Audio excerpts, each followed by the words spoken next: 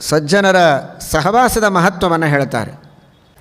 ಅಸಜ್ಜನಃ ಸಜ್ಜನ ಸಂಗಿ ಸಂಗಾತ್ ಕರೋತಿ ದುಸ್ಸಾಧ್യമಪೀಹಿ ಸಾಧ್ಯಂ ಪುಷ್ಪಾಶ್ರಯಾತ್ ಶಂಭು ಶಿರೋಧಿರೂಢ ಪಿಪೀಲಿಕಾ ಚುಂಬತಿ ಚಂದ್ರಮಂಡಲಂ.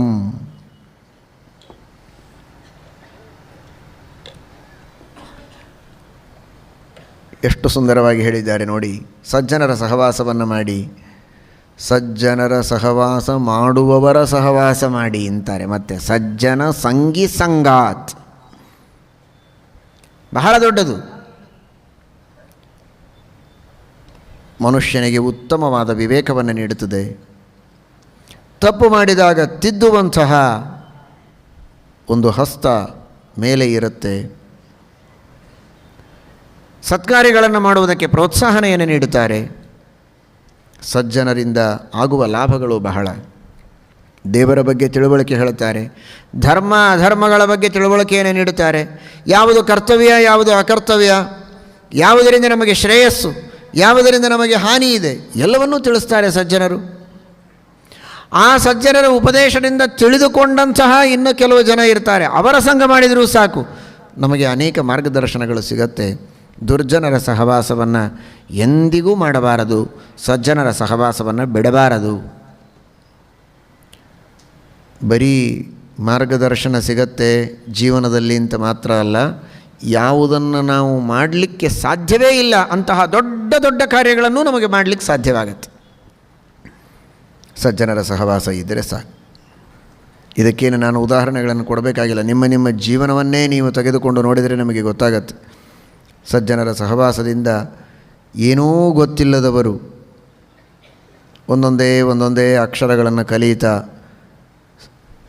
ಶಾಸ್ತ್ರಗಳ ಶ್ರವಣವನ್ನು ಮಾಡಿ, ಅಧ್ಯಯನವನ್ನು ಮಾಡಿ, ದೊಡ್ಡ ದೊಡ್ಡ ಗ್ರಂಥಗಳ ಅಭ್ಯಾಸ ಮಾಡಿ, ಮಂಗಲವನ್ನು ಮಾಡಿ, ಯಜ್ಞಯಾಗಾದಿಗಳನ್ನು ಮಾಡಿ ದೊಡ್ಡ ಕಾರ್ಯಗಳನ್ನು ಮಾಡುತ್ತಾರೆ. ಮೊದಲು ಶೂನ್ಯ, ಆದರೆ ಸಜ್ಜನರ ಸಂಘದಿಂದ ಒಂದೊಂದು ಹೆಜ್ಜೆಯನ್ನು ಮುಂದಿಡುತ್ತಾ ದೊಡ್ಡ ಸ್ಥಾನವನ್ನು ಹೊಂದುವುದಕ್ಕೆ ಸಾಧ್ಯ ಇದೆ. ಆ ರೀತಿ ಹೊಂದಿದರೇ ಅದು ಚೆನ್ನಾಗಿ ಸ್ಥಿರವಾಗಿ ಉಳಿಯುತ್ತೆ. ಸಂಪತ್ತಾಗಲಿ ಜ್ಞಾನವಾಗಲಿ ಇದ್ದಕ್ಕಿದ್ದಂತೆ ಬಂದರೆ ಕೆಲವೊಮ್ಮೆ ಅಹಂಕಾರ ಬಂದುಬಿಡ್ತದೆ. ಅದಕ್ಕಾಗಿಯೇ ಲಕ್ಷ್ಮೀದೇವಿಗೆ ಪ್ರಾರ್ಥನೆ ಮಾಡಿದ್ದು, ಹೆಜ್ಜೆಯ ಮೇಲೊಂದು ಹೆಜ್ಜೆಯ ನಿಕ್ಕುತ ನನ್ನ ಮನೆಗೆ ಬರಬೇಕು, ಭಾಗ್ಯದ ಲಕ್ಷ್ಮೀ ಬಾರಮ್ಮ. ಒಂದೇ ಸಲ ಬಂದು ಕೂತು ಬಿಡಬೇಡ, ಹಾರಿ ಬಂದು ಪೀಠದ ಮೇಲೆ ಕೂಡಬೇಡ, ಹೆಜ್ಜೆಯ ಮೇಲೆ ಹೆಜ್ಜೆ ಇಡ್ತಾ ಬಾ ಅಂತ. ಇದನ್ನೇ ನಾವು ಲಕ್ಷ್ಮೀದೇವಿಗೆ ಕಲಿಸ್ಬೇಕಾ? ಹೆಜ್ಜೆಯ ಮೇಲೆ ಹೆಜ್ಜೆ ಇಡು, ಹೇಗೆ ಬರಬೇಕು, ಹೇಗೆ ಬಿಡಲ್ಲ ಅವಳಿಗೆ ಗೊತ್ತು. ಹಾಗಾದರೆ ಲಕ್ಷ್ಮೀದೇವಿಗೆ ಎಲ್ಲ ಗೊತ್ತು. ನೀನು ನಮಗೆ ಸಂಪತ್ತು ಕೊಡುವಾಗ ಹೀಗೆ ಕೊಡು ಅಂತ ಪ್ರಾರ್ಥನೆ ಅದು. ಸಂಪತ್ತು ನಮಗೆ ಹೇಗೆ ಬರಬೇಕು ಅಂದರೆ ಹೆಜ್ಜೆಯ ಮೇಲೆ ಹೆಜ್ಜೆ ಇಡ್ತಾ ಬರಬೇಕು. ಸ್ವಲ್ಪ ಸ್ವಲ್ಪ ದುಡಿಯಬೇಕು, ಸ್ವಲ್ಪ ಸ್ವಲ್ಪ ಹಣ ಬರಬೇಕು, ಮತ್ತೆ ಹೆಚ್ಚು ದುಡಿಯಬೇಕು, ಹೆಚ್ಚು ಹಣ ಬರಬೇಕು. ಹೀಗೆ ಬಂದರೆ ಕಷ್ಟಪಟ್ಟು ಮನುಷ್ಯ ಹಣ ಗಳಿಸಿದರೆ ಅಹಂಕಾರ ಬರೋದಿಲ್ಲ. ಇದ್ದಕ್ಕಿದ್ದಂತೆ ಸಂಪತ್ತು ಬಂತು ಅಂದರೆ ಭಾರಿ ಅಹಂಕಾರ ಬರ್ತದೆ, ಏನೂ ಕಾಣಿಸೋದೇ ಇಲ್ಲ ಅವನಿಗೆ, ತಲೆಯ ಮೇಲೆ ಕಣ್ಣು ಬರುತ್ತೆ. ಹಾಗೆ ಬೇಡ ಅಂತ. ಹಾಗೆ ಜ್ಞಾನವಾಗಲಿ ಸಂಪತ್ತಾಗಲಿ ನಮಗೆ ನಿಧಾನವಾಗಿ ಬರಬೇಕು. ಸಜ್ಜನರ ಸಹವಾಸದಿಂದ ಆ ರೀತಿ ಒಂದೊಂದೇ ಗುಣಗಳು ನಮ್ಮಲ್ಲಿ ಬರ್ತವೆ ಅಂತ ಹೇಳ್ತಾರೆ. ಉದಾಹರಣೆ ಕೊಡ್ತಾರೆ ಅದಕ್ಕೆ. ಇರುವೆ ಚಂದ್ರಮಂಡಲವನ್ನು ಮುಟ್ಟೋದು ಅಂದರೆ ಸಾಧ್ಯವ ಹೇಳಿ? ಮಾನವರಿಗೇ ಸಾಧ್ಯವಾಗದ ಮಾತು. ಮಾನವರಿಗೇ ಬಹಳ ಕಷ್ಟ ಸಾಧ್ಯವಾದಂತಹ ಆ ಚಂದ್ರಮಂಡಲವನ್ನು ಏರೋದು ಒಂದು ಇರುವೆ ಹೋಗುತ್ತೆ ಅಂದರೆ ಹೇಗೆ ಹೋದೀತು? ಆದರೆ ಅತೀ ಸುಲಭವಾಗಿ ಇರುವೆ ಚಂದ್ರಮಂಡಲಕ್ಕೆ ಹೋಗ್ಬೋದು. ಚಂದ್ರನಿಗೆ ಚುಂಬನ ಮಾಡಬಹುದು. ಇರುವೆ ಚಂದ್ರನಿಗೂ ಚುಂಬನ ಮಾಡುವುದಕ್ಕೆ ಸಾಧ್ಯ ಇದೆ. ಅದು ಯಾವಾಗ ಸಾಧ್ಯ ಗೊತ್ತಾ? ರುದ್ರದೇವರು ತಲೆಯ ಮೇಲೆ ಚಂದ್ರನನ್ನು ಕೂಡಿಸಿಕೊಂಡಿದ್ದಾರೆ. ಆ ರುದ್ರದೇವರೆಂಬ ಶ್ರೇಷ್ಠರಾದ ಸಜ್ಜನರು ಅವರ ಸಂಘ ಮಾಡಿದ ಒಂದು ಪುಷ್ಪ, ಹೂವು.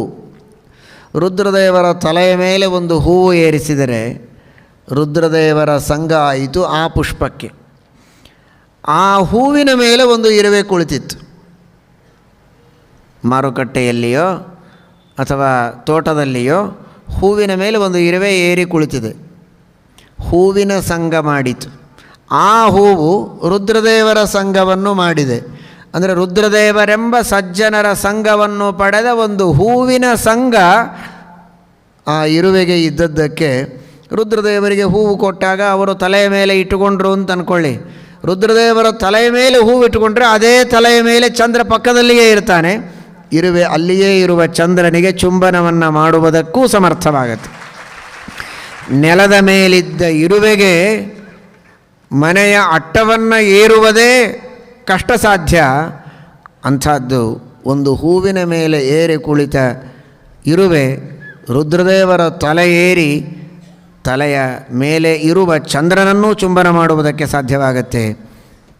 ಈ ಕಲ್ಪನೆಯಿಂದ ನಮಗೆ ತಿಳಿಸಿಕೊಡೋದು, ನಾವು ಸಜ್ಜನರ ಸಂಘವನ್ನು ಮಾಡಿದರೆ ಭಗವಂತನ ಸಾನ್ನಿಧ್ಯವನ್ನು ಹೊಂದುವುದಕ್ಕೆ ಸಾಧ್ಯ ಇದೆ. ಯಾರೂ ಮಾಡದ ಶ್ರೇಷ್ಠ ಕಾರ್ಯಗಳನ್ನು ಮಾಡುವುದಕ್ಕೆ ಸಾಧ್ಯ ಇದೆ. ಸಜ್ಜನರ ಸಹವಾಸವನ್ನು ಮಾಡಬೇಕು ಅಂತ ಸತ್ಯಧರ್ಮತೀರ್ಥ ಶ್ರೀಪಾದಂಗಳವರು ತಿಳಿಸ್ತಾ ಇದ್ದಾರೆ.